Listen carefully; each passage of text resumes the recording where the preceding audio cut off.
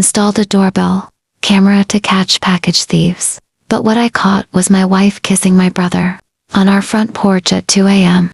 We'd been married for 7 years, and I trusted her completely until one random Tuesday night changed everything forever. What happened next destroyed to families, exposed a web of lies, and led to the most satisfying revenge you'll ever hear. My name is David, and I thought I had the perfect life, a beautiful wife named Jessica, a house in the suburbs, and a close relationship with my younger brother, Marcus, who lived just 20 minutes away from us. Jessica and I met in college. She was studying art history, and I was in business school. We fell in love instantly and got married right after graduation. Everyone said we were the perfect couple, and honestly, I believed it too. She was everything I ever wanted: smart, funny, gorgeous, with long dark hair and green eyes that could light up a room when she smiled at me. My heart still skipped a beat even after 7 years of marriage. My brother Marcus was my best friend. Growing up, we did everything together. Played sports, went to concerts, double dated when we were younger. He was there when I proposed to Jessica, and he was my best man at our wedding. Marcus worked as a personal trainer at a fancy gym downtown. He was always the more athletic one between us, 6'2", all muscle, with that confident charm that made people gravitate toward him. About 6 months before everything fell apart, we started having issues with package thieves in our neighborhood. Someone kept stealing deliveries from our front porch. It was getting ridiculous. We lost 3 packages in 2 months. Jessica suggested we get a doorbell camera, one of those fancy ones that records everything and sends alerts to your phone. I thought it was a great idea, so I ordered one and installed it myself. Took me about an hour to set up. The camera had night vision, motion detection, the works. It would send notifications to both our phones whenever someone approached the door. I felt so smart and secure, like I was finally taking control of the situation. For the first few weeks, nothing interesting happened. We caught the mailman, a few delivery drivers, and our neighbor's cat that liked to sleep on our welcome mat. I almost forgot the camera was even there. Then, one Tuesday night, I was away on a business trip in Chicago, staying at some generic hotel near O'Hare Airport. I had a morning presentation, so I went to bed early, around 10 p.m. Central Time, which was midnight back home. At 2 a.m. my phone buzzed with a motion alert from the doorbell camera. I was half asleep and almost ignored it, thinking it was probably just a raccoon or something, but something made me check it anyway. I opened the app, and my blood turned to ice. There on my front porch, illuminated by the porch light, was my wife, Jessica, and she was kissing someone, but it wasn't just anyone. It was my brother Marcus. They were pressed against each other, his hands in her hair, her arms wrapped around his neck, kissing like they were in some romantic movie, like they'd done this 1,000 times before. I watched, frozen, unable to move, unable to breathe, unable to process what I was seeing. My wife, my brother, the two people I trusted most in the world, betraying me right there on my own front porch. The kiss lasted maybe 30 seconds, but it felt like hours. Then Marcus pulled back and said something I couldn't hear through the camera. Jessica laughed and touched his face with such tenderness, such familiarity, that I knew instantly this wasn't their first time. He kissed her forehead, then walked down the steps to his car, which was parked on the street. Jessica watched him drive away with this smile on her face, this dreamy, satisfied smile, before she turned and went back inside our house. I sat there in that hotel room, staring at my phone, replaying the footage over and over, trying to convince myself it wasn't real, that maybe I was dreaming or hallucinating. But no, it was crystal clear, high definition betrayal. My hands were shaking so badly I could barely hold the phone. My chest felt tight, like someone was squeezing my heart in a vice. I wanted to scream, to throw something, to call her right then and there, but something stopped me. Instead, I saved the video to 3 different places: my phone, my laptop, and the cloud. I wasn't thinking clearly, but some rational part of my brain knew I needed to preserve the evidence. Then I just sat there in the dark hotel room, running through everything in my mind, trying to figure out how long this had been going on and how I could have been so blind, so stupid, so trusting. I thought about all the times Jessica said she was meeting her girlfriends for drinks or going to the gym or running errands. How many of those times was she actually with Marcus?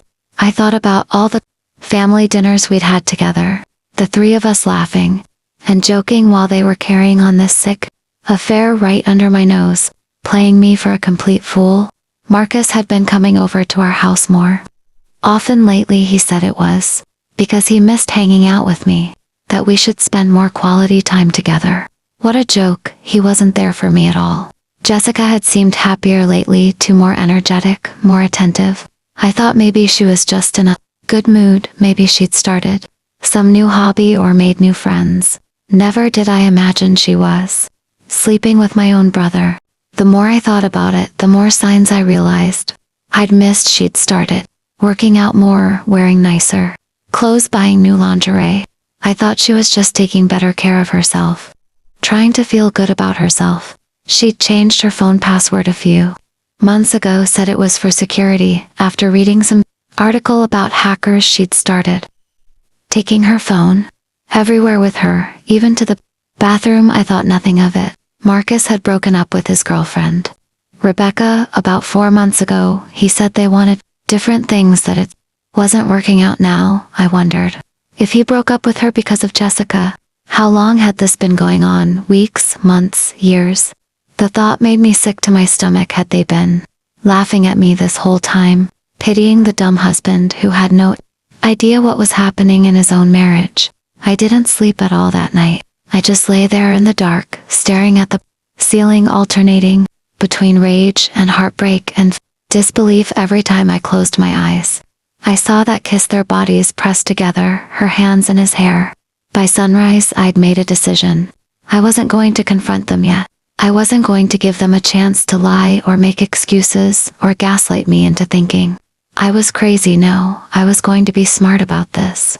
I was going to gather more evidence, figure out exactly what I was dealing with, and then I was going to burn their world down. But I had to be patient, had to play it cool, had to pretend everything was normal.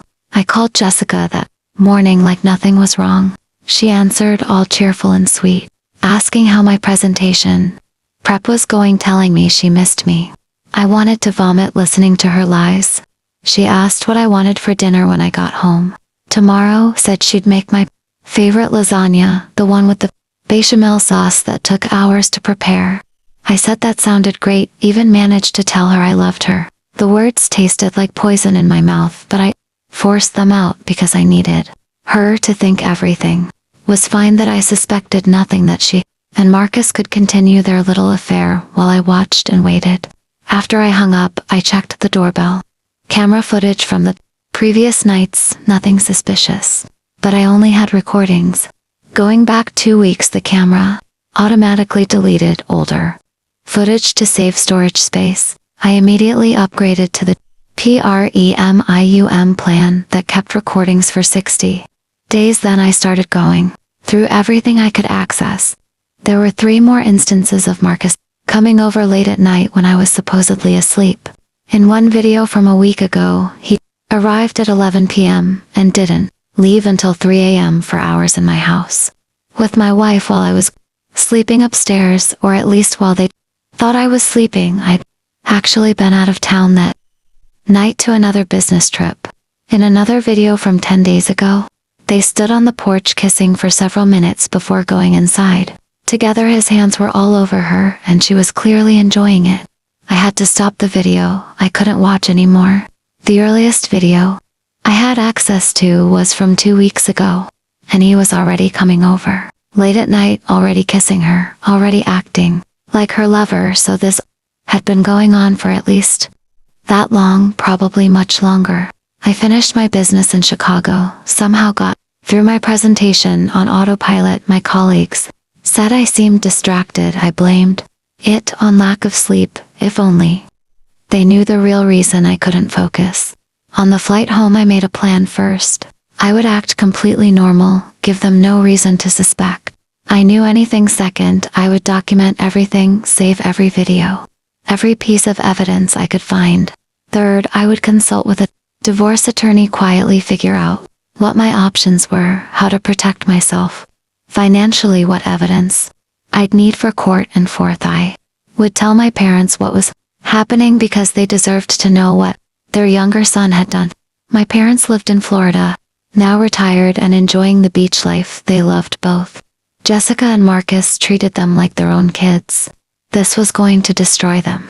When I got home that evening, Jessica greeted me at the door with a big hug and kiss. I had to force myself not to recoil from her, touch not to push her away, and scream at her to get her hands off me. She'd made the lasagna like she promised. The house smelled amazing. She was wearing a blue dress I'd always loved. Her hair was down and curled. She looked beautiful, and I hated her for it. We ate dinner together, and she asked about my trip, told me about her week, said she'd been to yoga class twice and had lunch with her friend Amanda. I nodded and smiled and made appropriate comments, while inside I was screaming. That night we went to bed together. She curled up against me like always, her head on my chest, her arm across my stomach. This was how we'd slept for 7 years, and now it all felt like a lie. I lay there in the dark, listening to her breathe, thinking about how many times she'd lain in this same bed with me after being with Marcus. Had she ever felt guilty? Did she ever think about stopping, or was I just that meaningless to her? The next few days were torture. I went to work, came home, had dinner with my wife, watched TV, cuddled on the couch, all while knowing she was cheating on me with my own brother, all while pretending everything was fine. I checked the doorbell camera obsessively every few hours, refreshing the app to see if there were any new alerts.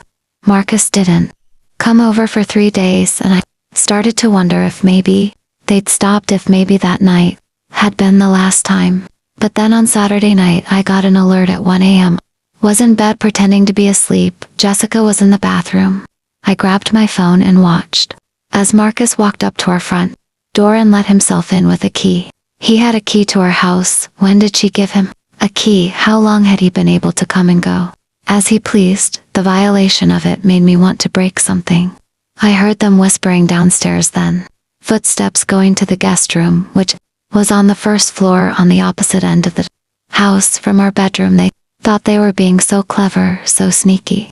I lay there in our bed listening to the old house creak, knowing my wife was downstairs having sex with my brother in our guest room, under our roof, while I was supposed to be sleeping 20 feet above them. Something inside me snapped in that moment. I couldn't do this anymore, couldn't play pretend, couldn't wait patiently for the perfect moment to confront them.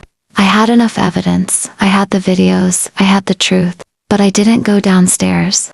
I didn't burst into the guest room and catch them in the act. Instead, I did something better. I grabbed my laptop and I started sending emails. First, I emailed the videos to myself again, just to be safe. Then, I emailed them to my parents with a long message explaining everything, what I'd discovered, how long I'd known, what I was planning to do. Then I emailed them to Marcus's boss at the gym with a note explaining that one of his trainers was having an affair with a married woman, his brother's wife, and maybe they should know what kind of person they employed. Then I posted the videos on Facebook, tagged both Jessica and Marcus, wrote a long post explaining exactly what they'd done, how they'd betrayed me, how they'd destroyed our family, and asked everyone to share it. I knew it was messy, I knew it was dramatic, but I didn't care anymore. I wanted everyone to know. I wanted them exposed. I wanted them to feel even a fraction of the humiliation and pain I was feeling. Then I packed a bag, threw in some clothes, my laptop, my important documents, and I left. I walked right past the guest room where I could hear muffled sounds, and I walked out my own front door, got in my car and drove away. I went to a hotel, the nice one downtown with the rooftop bar. I checked in, went up to my room and waited. I didn't have to wait long. My phone started blowing up within minutes. Jessica called 14 times. I didn't answer. Marcus called 8 times. I didn't answer. My parents called. I answered that one. My mom was crying. My dad was shouting. They couldn't believe it. They were devastated. My mom kept saying there must be some mistake, that Marcus would never do this, that maybe the video was fake or taken out of context. I told her there was no mistake. There were multiple videos spanning weeks. My dad asked what I needed him to do. I told him I just needed them to know the truth, that I couldn't carry this secret alone anymore, that I was sorry they had to find out this way. After I hung up with them, the texts started pouring in from Jessica, dozens of them begging me to answer the phone to let her explain, saying it wasn't what it looked like, that she loved me. From Marcus to saying he was sorry, that he never meant for this to happen, that it just sort of evolved, that he tried to stop but couldn't, that he loved me and didn't want to lose his brother. I didn't respond to any of them. I just watched as the Facebook posts got shared over and over. Our friends, our extended family, people we went to high school with, everyone was seeing it, everyone knew. Jessica's parents called my phone. I didn't answer. They left a voicemail. Her mother sounded hysterical, demanding to know what was going on, saying I had no right to humiliate their daughter publicly like this. That almost made me laugh. No right to expose the affair she was having with my brother in our house while we were married. Sure, I was the bad guy here for telling the truth. By morning, the post had been shared over 300 times. The comments were brutal. People calling Jessica and Marcus every name in the book. People sharing their own stories of betrayal. People taking my side. A few people tried to be diplomatic, saying there were two sides to every story, that I shouldn't have aired our dirty laundry publicly, but they were drowned out by the majority who were firmly Team David. I checked out of the hotel and went to my buddy Ryan's house. He and his wife Kate had seen the post. They welcomed me in with open arms, gave me their guest room, told me I could stay as long as I needed. Ryan had been my friend since college. He was a lawyer, though not a divorce lawyer. He recommended someone good, gave me her number, told me to call her first thing Monday morning. That afternoon, Jessica showed up at Ryan's house crying, begging to talk to me. Ryan told her to leave, that I didn't want to see her. She refused to go until I came out and talked to her, so I did.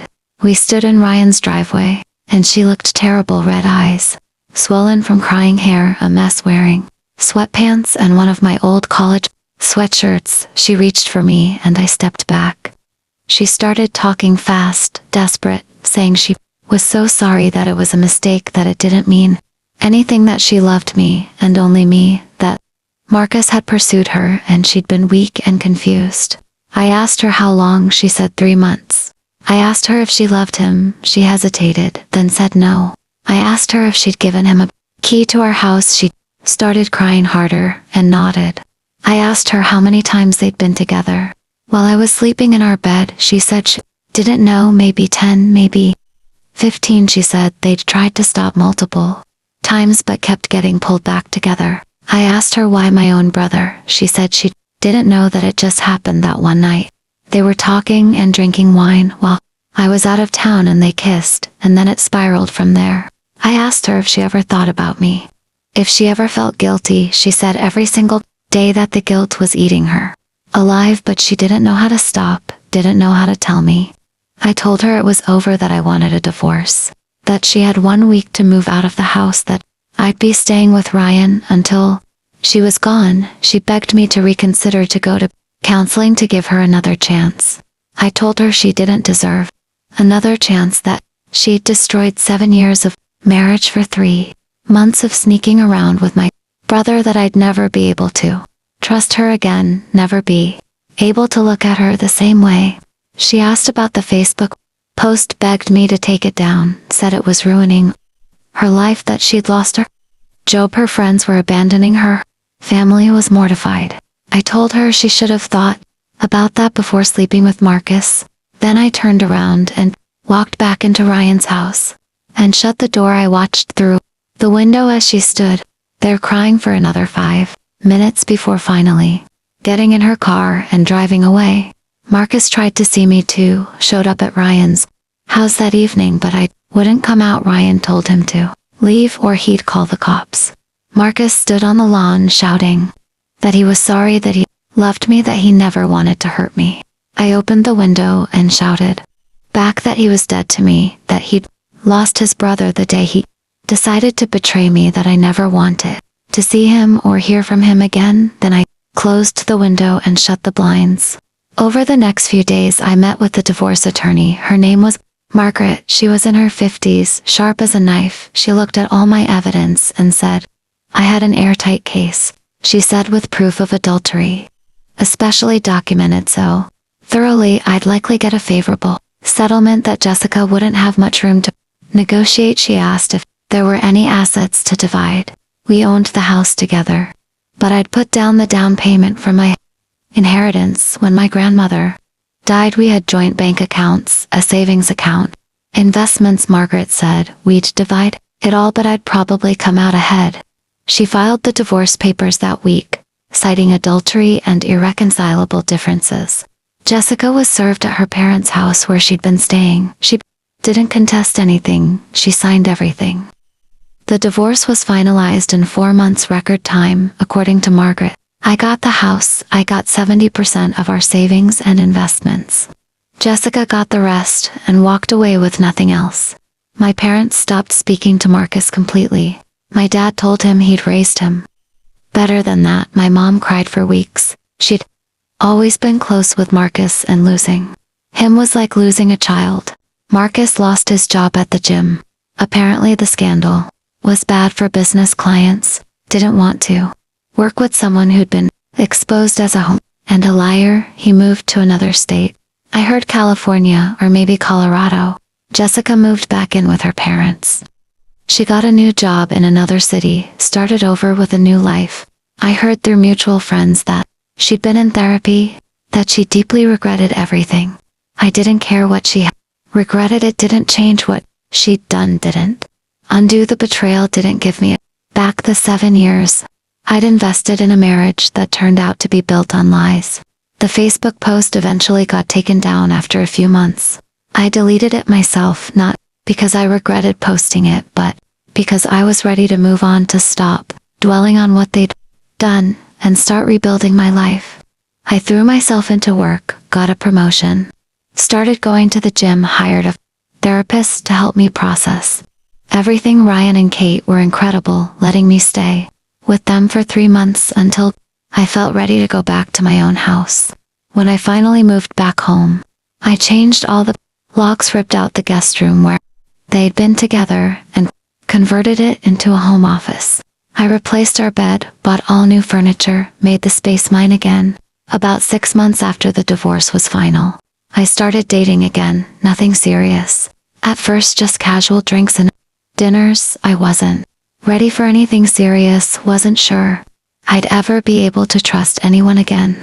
Then I met Sarah at a work conference. She was smart, funny, worked in marketing. We talked for hours. That first night she knew nothing about my past. Didn't know about the viral Facebook post or the scandal. I told her everything on our third date, showed her the videos, explained what had happened. She listened without judgment, then said she was sorry I'd been through that, but everyone deserves a second chance at happiness. We took things slow, but a year later we moved in together. She moved into my house, the one I'd shared with Jessica, but it didn't feel like Jessica's house anymore. It felt like ours, like a fresh start. Sarah understood when I had bad days, when the trust issues crept up, when I needed reassurance. She never made me feel crazy or paranoid. She was patient and kind, and everything Jessica hadn't been. 2 years after my divorce, Sarah and I got married. Small ceremony, just close friends and family. Ryan was my best man. My parents flew in from Florida. They loved Sarah, treated her like the daughter they'd always wanted. I never heard from Marcus again, never reached out, never wanted to. I heard he got married to someone he met in whatever state he'd moved to. I felt nothing when I heard that news. No anger, no sadness, nothing. Sometimes I think about that Tuesday night when I first saw the doorbell camera footage. How my entire world shattered in an instant, how everything I thought I knew turned out to be a lie. But I also think about how that camera saved me, how without it I might have gone years more being deceived, living in a fake marriage with a woman who didn't really love me and a brother who didn't really respect me. The betrayal hurt more than anything I'd ever experienced, but it also freed me to find someone who actually valued me, who wouldn't lie to me, who wouldn't destroy everything we'd built for a few stolen moments. I'm happy now, genuinely happy in a way I never really was with Jessica. Sarah and I are talking about starting a family, buying a bigger house, building a real life together based on honesty and trust. And that doorbell camera is still there, still recording, still sending alerts to my phone, but now it just catches delivery drivers and the occasional neighborhood cat, and that's exactly how I like it. The end.